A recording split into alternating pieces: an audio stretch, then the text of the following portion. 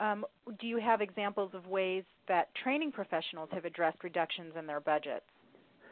Well, one item I would reference is that Dina Berta, one of the contributors to Nation's Restaurant News, wrote an article on April 7th on the economic pinch.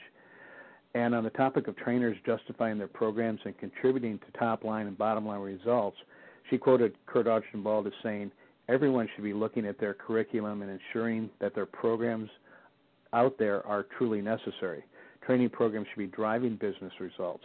We need to be cognizant of the financial picture of our organizations and contributing numbers to that." I've also spoken to trainers who feel that they've been fortunate to be holding steady on their budgets.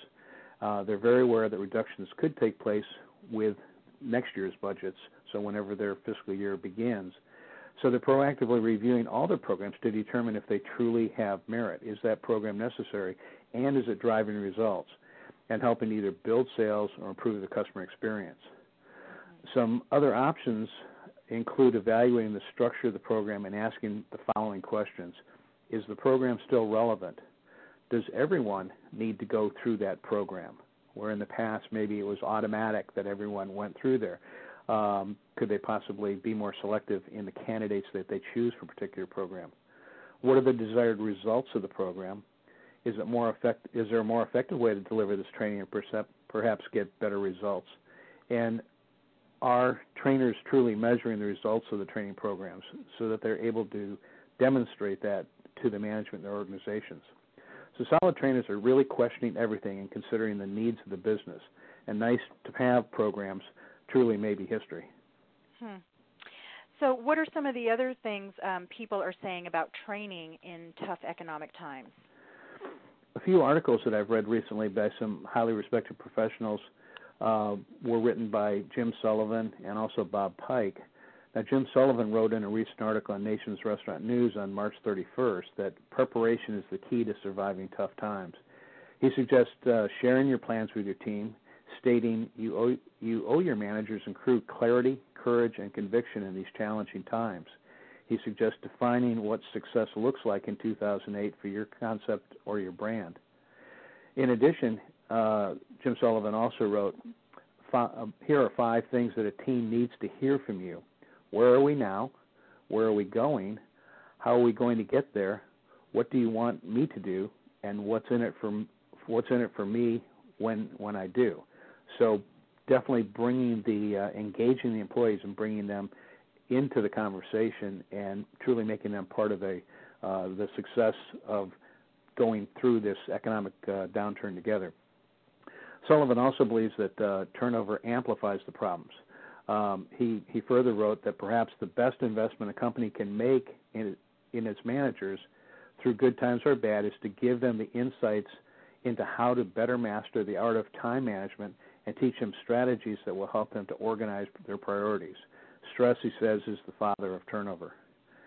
And in addition, he also says, build a team focused on attracting, developing, and retaining talent. Unity of purpose and teamwork out of many one is the hallmark of companies that succeed in tough times. Retain good people, and a multitude of problems disappear. Another training professional, Bob Pike, who's written an article entitled Learn from the Weather, Prepare for the Season, we call corporate winter. Now, he wrote, one way to shore up against corporate bad weather is to make your influence felt high in the organization before rough times reach you. Communicate regularly with the supervisors of the people you train.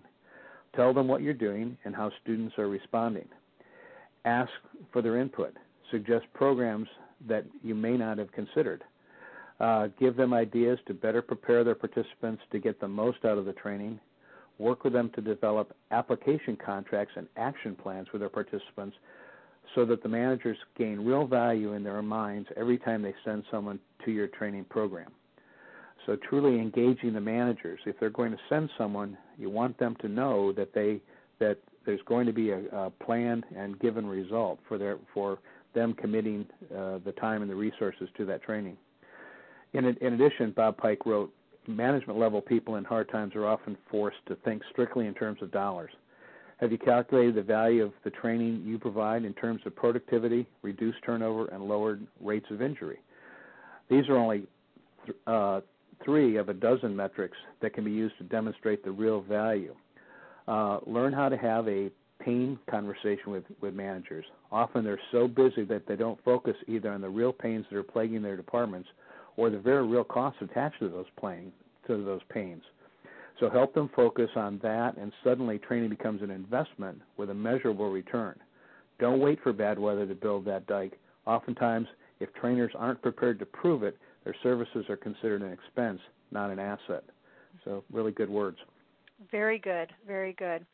Now, we've talked a lot about attitude as well, and we know that a good attitude can get us through the worst of storms. How much do you want to talk about attitude within the restaurant industry and weathering tough economic times? Well, I definitely feel that attitude can make all the difference. It's often how we look at a situation that determines how we act or react to it. David Hoddle, a contributor on the social networking site Fobo, wrote a blog, Create Your Own Reality. And he used a couple of examples where an individual discovered that they were capable of doing much more than they expected simply by changing their attitude or their perspective. And he wrote, the limits that we set for ourselves exist in our own minds. Sometimes if we let our hearts do the talking and believe in our ability to overcome past perception, we can create another reality. So when it comes to approaching difficult economic times, controlling our emotions, making a plan, and staying calm can make all the difference in how we ride the wave and make a huge difference in the way that our team operates as well. One of the speakers I've admired for years is Joel Weldon of Scottsdale, Arizona. I heard one of his first presentations about 15 years ago. At that time, a recession was also taking place, and when asked about it, Joel simply chose to say, I choose not to participate. His point is that we can take on the burden of this difficult time and cave in by listening to all the negative news, or we can choose to, as he says, thrive, not just survive.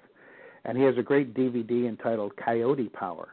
Of that, he says, the coyote is proof that adaptability, teamwork, and courage are the keys to overcoming all obstacles and to being unstoppable.